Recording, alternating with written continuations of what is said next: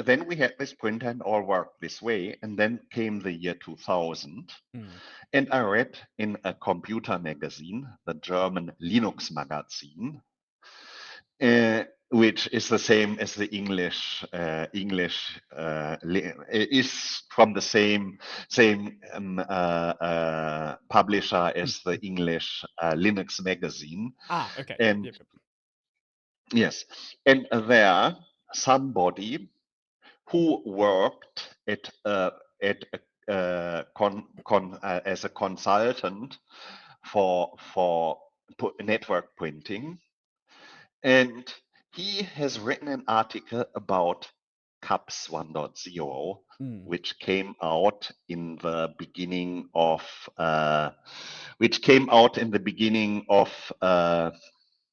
2000.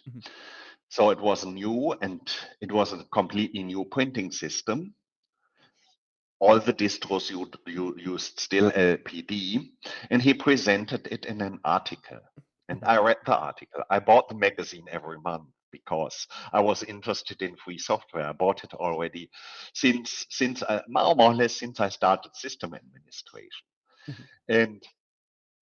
And so I saw this article, I read it, and so it's interesting. This is a printing system which takes PPD files of PostScript printers. Every PostScript printer comes with a so-called PostScript printer description file, which describes the capabilities of the printer and the user settable options like which trays, which paper sizes, which quality levels, econo mode, and so on. And so that a generic PostScript driver, as it comes with Windows and Mac, can, with the help of the PPD file, use everything of the printer. Right. Yes. And so I thought, and the CUPS was supposed to do the same thing, using the PPD files to modify the PostScript which comes from the applications, as the applications were sending PostScript, and sending off the jobs with the appropriate modifications depending on the user supplied option settings. And so the printer is executing the user settings. And so everything of the printer works, not only the two trays and the 3 duplex modes. Many more than six combinations. And for the non-PostScript printers, CUPS was integrating filters. One minute, please.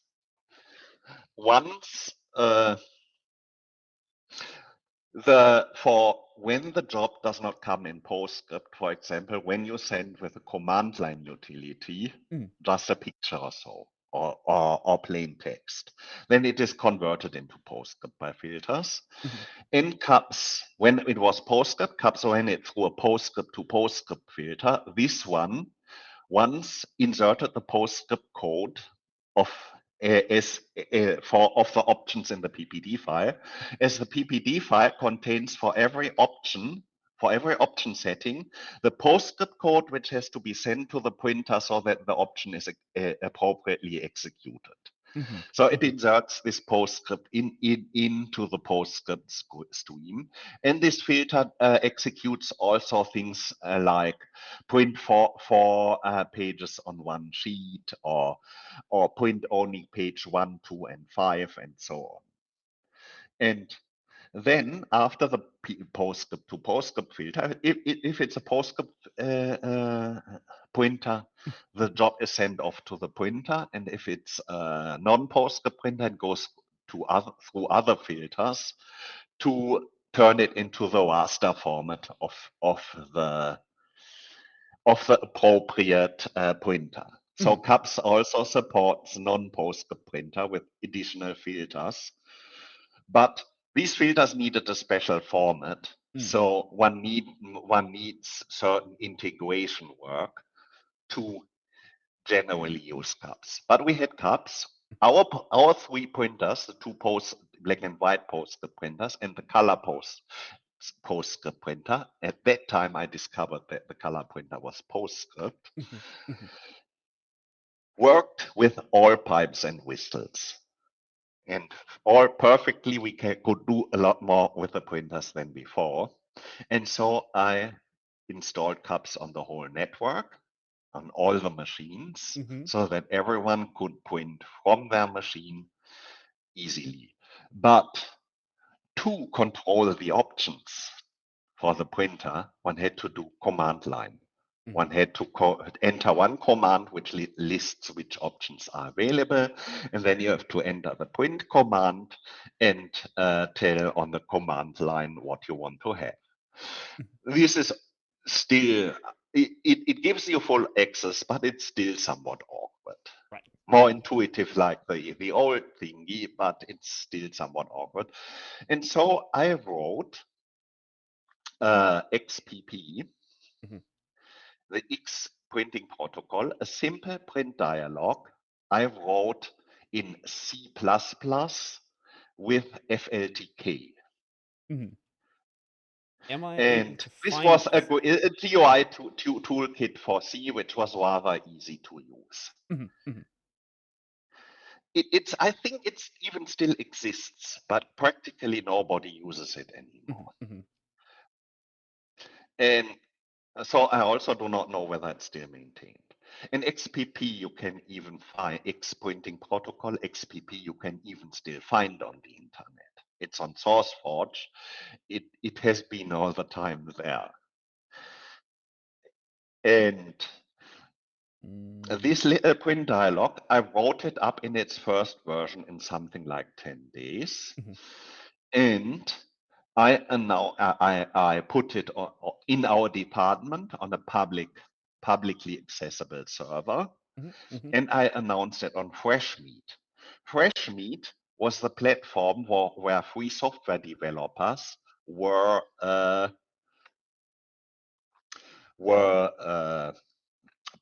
announcing their projects in that time. And then the author of the article in the Linux magazine, he has seen this this announcement by me and found it interesting, this print dialog. It makes it much easier to use cups. And so he has invited me, as his company where he is working had a booth about office printing with Linux, with the big office printers, the ones on wheels with a lot of drawers and scanner and so on. They he had a this company had a booth on the Linux Tag, the biggest Linux show, Linux conference in Europe that time, and he has invited me to show on his company's booth XPP. I got a PC there, and so I could show off. XPP. And on the show, there were also the major distros of that time, Red Hat, SUSE, and Mandrakesoft. Note that this was the year 2000. And yes. And Canonical and Ubuntu started only in 2004. And so the three major distros were those, and SUSE and Red Hat did not show much interest, but Mandrakesoft did. The Mandrake Linux developers on that booth, they were already starting to show me on their booth how to package, how they package, how they upload the stuff, and how they make a distro. Yes, I did not have, naturally, I did not have experience in making distros that time, only installing and using distros. And I had even Mandrake Linux on my laptop. In 1999, I bought my first laptop and installed Mandrake Linux on it. Do you remember what laptop it was? I don't know. It was Okay, okay, some no-name thingy. okay. You had the PC stores where you got no-name PCs, and they had also laptops. And in one of these stores, I bought a laptop. Okay. It would have been fun if I could find exactly what it was. It was also still before the time of online shopping. Mhm, mhm, And yes, and Mandrake Linux was there, the easy to install distro. mhm, Mandrake Linux even helped me on the way to get to my wife, because in the beginning of 2000, mhm, mhm, and in I also was, as part of my PhD, still for 2 months in Brazil. I was always every year for 2 months in Brazil during my PhD. mhm, This way, I got fluent in Portuguese.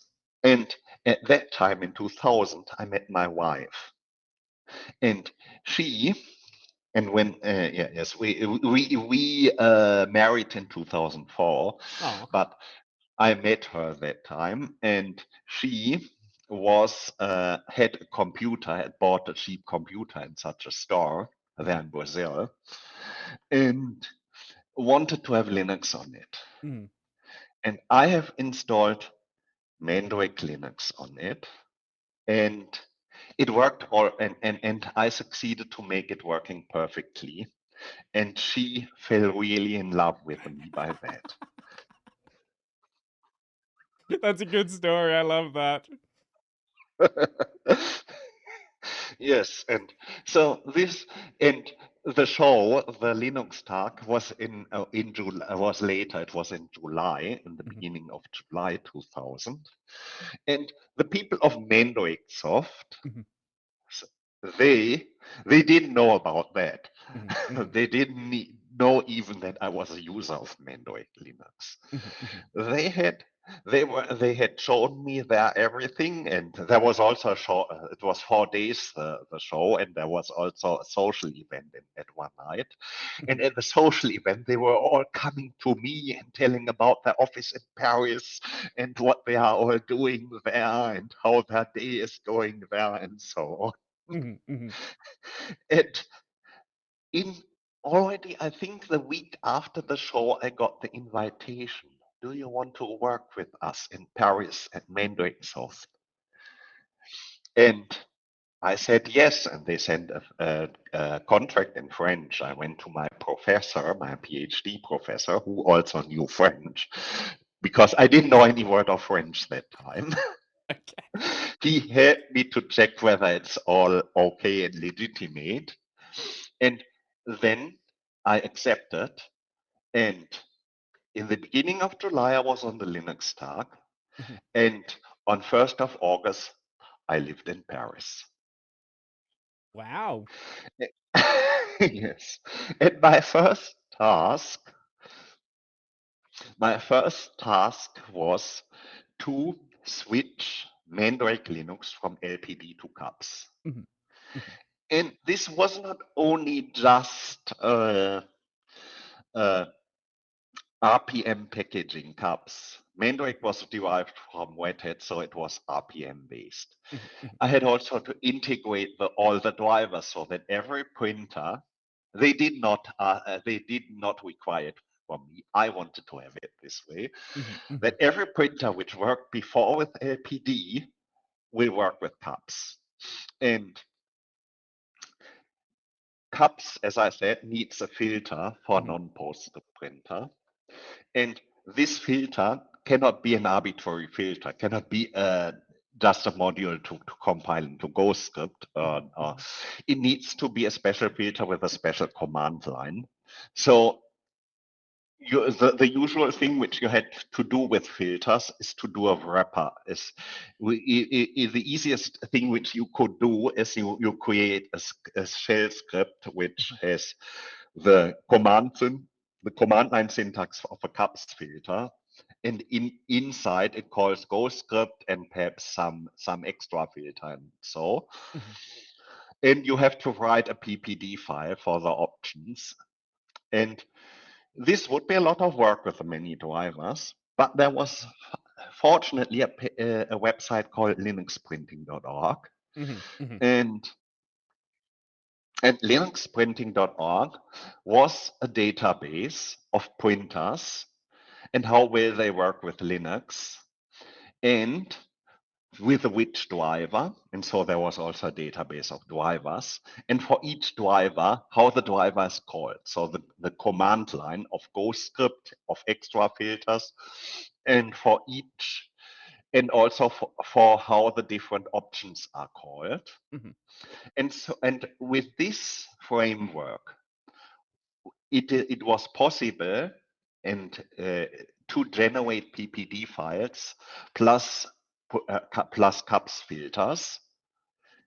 And so I could create, at least for the drivers whose whose database entry was completely populated, Mhm. I could generate CUPS PPD files and integrate these drivers fully in CUPS. Mhm. But it was only a few drivers, not all. And I've asked the creator of the site to populate the rest. But there, he told that he does not have that much time. He does it only in his spare time as a Right. hobby. And he gave me full right access to it. I was doing it as full time. I Mhm. started full time to work for printing at the 1st of August 2000 until now. So it's a little bit more than 25 years now. And therefore also my 25 years blog post, which I did in August. Mhm. Mhm. And and then I populated the database. And so I could make every driver which was working with LPD, I could make working with CUPS. I also have taken care that the distro contains them, so I've packaged all of them as RPMs. I've also patched GhostScript so far that it contains all the drivers. Mhm.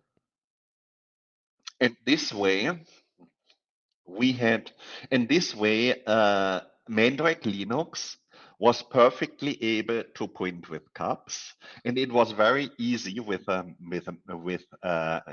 Mandrake's printer setup tool, Printer Drake. It was very easy to set up a printer. The printer was automatically detected on USB and network, and the driver got assigned, and one could very easily set up the queue. And when it was not able to assign the driver, one could easily look up my manufacturer and model of the printer and set up the printer. So every printer which works with Linux was working with Mandrake Linux, and it was very easy to set up. Mhm. And and then with this, 2 months after I've started more or less, I had this working, and so the next release of Mandrake Linux, as far as I know, it's 7.2, was the first one running CUPS as a printing system, Mhm. and it made printing much easier. There were still some bugs, but they got fixed in the next one, and as usually when one comes with something completely new. And so printing got very easy. Mhm. Mhm. And another thing which I started to do then is to go to conferences to give talks about that, and also workshops. The author of this Linux magazine article, Kurt Pfeifler is his name, he worked a lot with me together in that time. And we did together also workshops of setting up CUPS, setting up a CUPS server. Half day and even full day workshops on conferences.